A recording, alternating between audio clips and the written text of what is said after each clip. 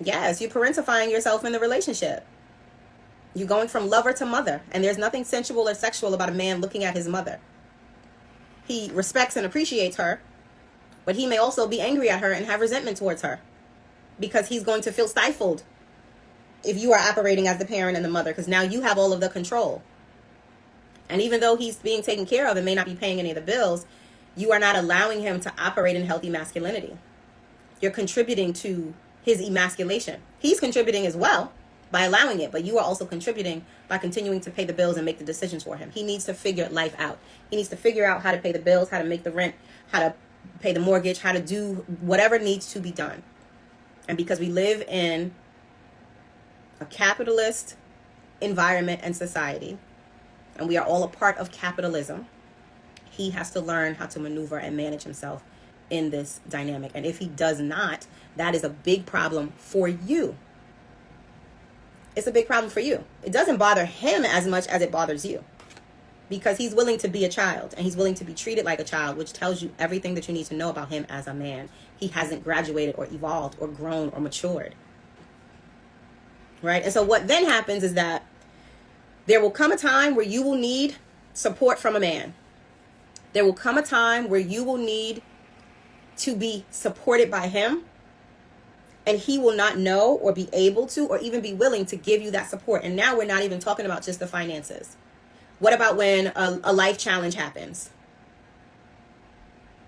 Right? And you need the emotional support.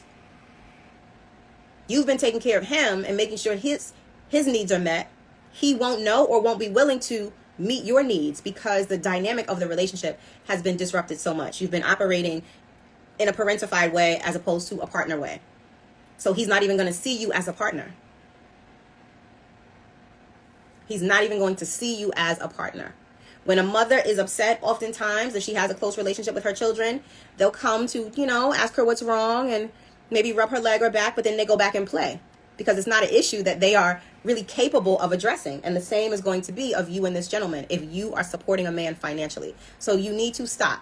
And let's talk about some of the ways that you stop the patterns of behavior and you get out of that. You first and foremost, you have a conversation with him. You have an honest, open, direct conversation. And you say, you know what? I realize that I have been taking your power away and contributing to emasculating you. And I've been giving too much financially. And that stops now. Because the conversation has to happen. You have to name it and put it out there in the open that this is not what I want anymore. This is not what I want. And I'll tell you what, no woman wants this. No woman wants to financially take care of a man. How do I know? Because I have clients who have done this. And we work to resolve this. And often what really is going on underlying is that there is a need for external validation. There is a need to feel chosen by a man. There is a need to validate worthiness, that he's with me. But you're doing it in a way that is dysfunctional, and you're doing it in a way that is really a trauma response. You wanting to be chosen, you wanting to have a partner, you wanting to be with someone, you wanting to feel worthy.